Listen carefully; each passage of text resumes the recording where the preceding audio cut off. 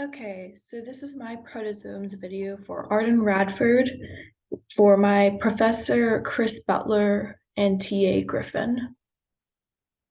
So the protostome that I'm going to be focusing on today are earthworms. Earthworms' scientific name is Lupicrina terrestris, and they belong to the phylum Annelida and the class Sedentaria.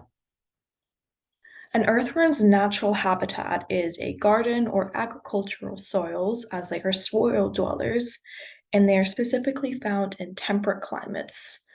Essentially, they can also be found anywhere where there's moist soil and dead plant material to feed on, as earthworms are key components of soil's ecological communities.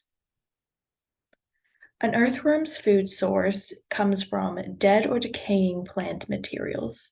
So that can include dead tree leaves, and they can also be found on the soil floor. They also get their food from dead insects, soil microorganisms, and other dead animals.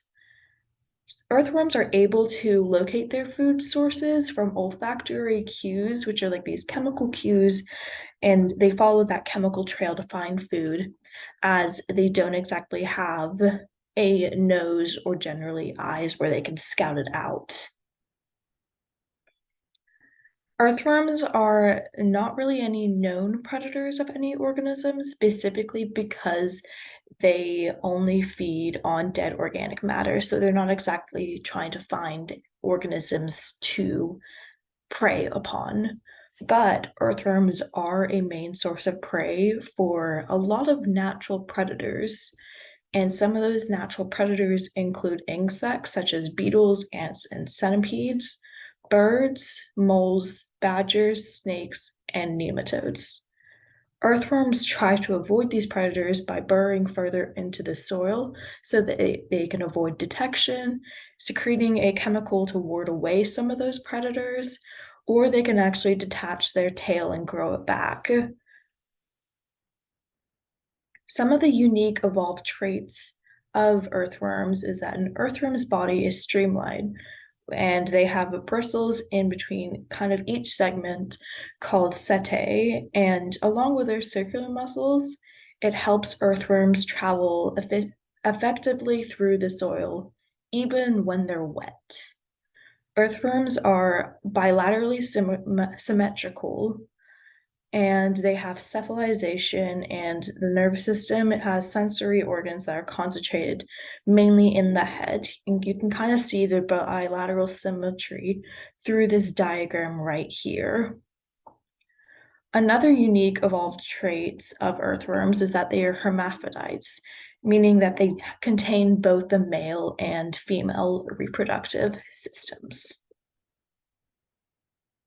Earthworms are a part of the phylum Annelida, which consists of roughly 12,000 other species. So they're found right here in the protozomes.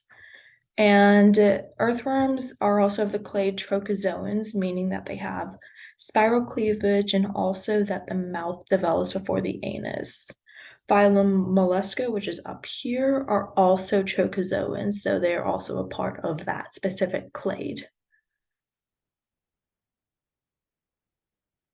Earthworms are essential to the ecosystem as they help with nutrient cycling and regulating greenhouse gases. They help humankind a lot with agriculture as they are soil decomposers and basically eat all those dead, decaying organic matter and return it to the soil, which allows a lot of plants to thrive. And so essentially, they help agriculturally through those agricultural practices of managing the climate and soil fertility. Earthworms essentially can lead to a 25% increase in crop production and a 23% increase in above ground biomass because of their importance to the ecosystem. And here are my sources cited.